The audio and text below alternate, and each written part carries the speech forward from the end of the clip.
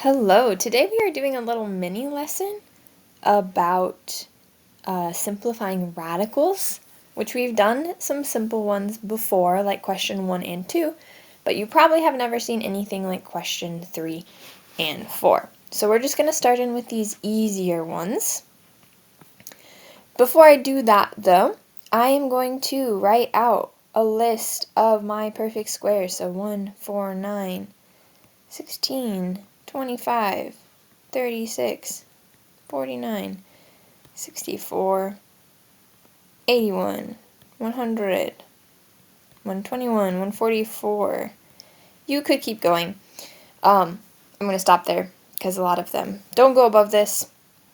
If you do end up with like numbers in the thousands, you'll want to make bigger, continue your list for your perfect squares. Basically, guys, to get these, this was just like 1 squared. Maybe I should do my arrow the other way. And this is 2 squared, 3 squared, and so on, okay? So that's how I got those. And I'm going to use this list to help me simplify my radicals. So 50.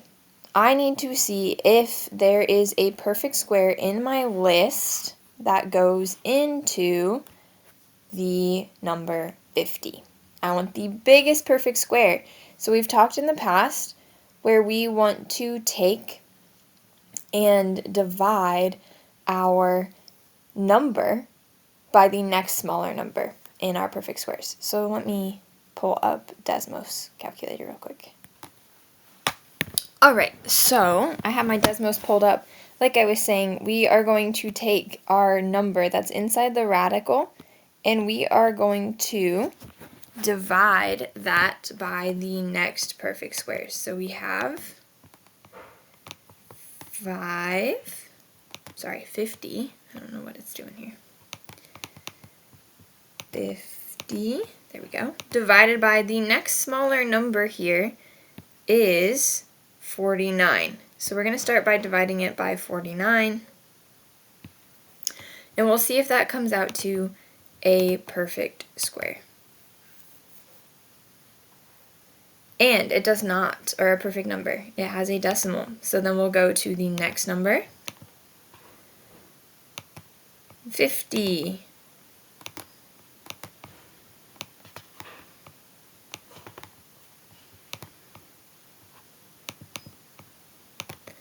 Divided by 36. Not a nice whole number. So we do 50 divided by 25, and we work our way down so that way we don't miss one. And see how that has a perfect number 2? That is good for us. So we can split this into square root 25 and square root 2 because these are both whole numbers, 25 and 2. Now, we do know the square root of 25 is 5, so we have 5 square root 2 as our solution.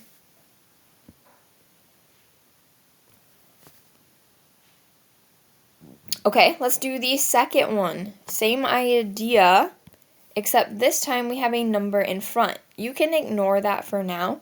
I'm just going to find a perfect square that goes into 32.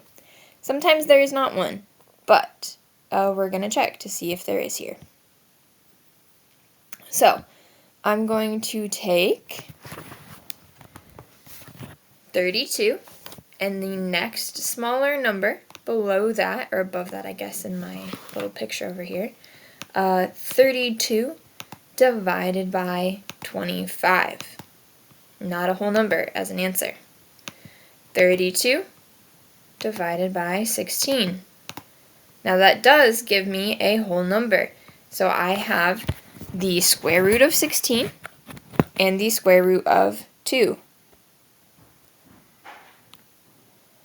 And then 5 goes on the outside. Don't forget to bring that 5 down. It's just from up here. I didn't get it from thin air. It's in the original problem. So the square root of 16 is 4. So we have 5 times 4, square root 2. So when we finish simplifying this, we have 20 square root 2 as our simplified radical. So guys, our next chapter, we are going to be doing a lot of stuff like this, where we have to simplify radicals, or we have to do what we're about to do. It's called rationalizing radicals. A long time ago, these old mathematicians decided that you could not have a radical on the bottom inside a fraction like this. You had to do something to get it to go away. I've always been told that's because the old calculators could not deal with that. I'm not actually sure, but that's the story I've been told. So now our calculators are really fine with it, but we still do our rationalizing every time, okay? So we can't have a radical on the bottom. Anytime you see a square root on the bottom, you have to fix it. To rationalize, it's actually a pretty simple step. We do something called multiply by 1. Now, this is a tricky incognito one, I like to call it, because technically it's not just the number 1. It is something like, it's not exactly this, but like think of the number 5 over 5. You guys know how that reduces to 1? Or think of the number 21 over 21. If you were to divide that, let's do that over here, 21 divided by 21, that gives us an answer of 1. So we're multiplying by a sneaky 1, okay?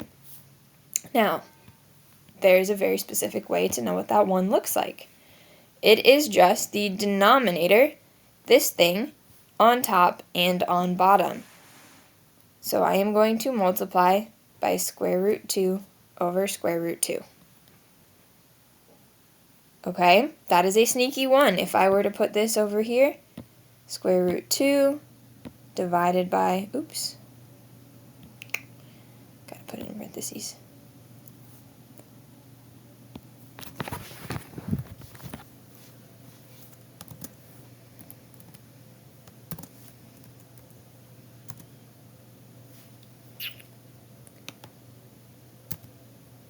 There we go. Okay, see how square root 2 over square root 2 is 1? That's perfect. So when you multiply by 1, it does not change the information at all. You are still going to have an equivalent fraction going on. So my numerator here, oops, got rid of everything. That's okay. My numerator is going to be 24 square root 2. And my denominator is square root 2 times square root 2. Now guys, be very careful here. You can actually multiply whatever is inside of radicals. We learned this last year in Algebra 1. So we can take, I'm going to just write it up here. Square root 2 times square root 2. Since they're both inside square roots, you get square root 4. But that was on our list. The square root of 4 is just the number 2. So our denominator is just 2. So you now have 24 square root 2 over just 2. Not square root 2, not square root 4, just 2. Then you have one last step you have to do. You have to look at this diagonal and see if those reduce. Since 24 divided by 2 is 12, our reduced version of this is 12 over square root, 12 square root 2, not over anything. So this is our solution. Now I'll prove it to you over here. If I take 24 divided by square root 2, my answer is 16.97. If I do 12 square root 2, my answer is the exact same decimal, 16.97. So, they're equivalent. It's just a reduced version. We have rationalized it. We don't have a radical on the bottom. So question 4. We're going to do pretty much the exact same thing. This time, my little sneaky one, my incognito one, is going to be multiplying by square root 3 over square root 3. That's going to be 1 if you check it out here. Okay, so the value won't change. This will just help us simplify. So we have 15 square root 3 over square root 3 times square root 3. Square root 3 times square root 3 is square root 9, and the square root of 9 is just 3. You guys might see a pattern here. When you do this rationalizing, you just end up with the number that was the denominator by itself, not in a square root. If you don't want to use that shortcut, that's totally fine. I just have 15 square root 3 over 3. And then I have to check if I can reduce here, which I can. 15 divided by 3 is 5, so I have 5 square root 3 as my rationalized radical. Okay? Now once again, I can check this. 15 divided by square root 3 is 8.66. 5 square root 3 is the exact same decimal. So we're good to go. Guys, you do have a delta to follow along with today's mini lesson here. So you can go ahead and pull up that delta. There's a couple problems. The first 2 sets are just like 1 and 2 here. It does, for the first set, walk you through the different steps, like how we divided it out. Like this, it'll take you through picking these guys, and then you'll find the answer. And then the third part is like questions 3 and 4, where you have to rationalize and simplify.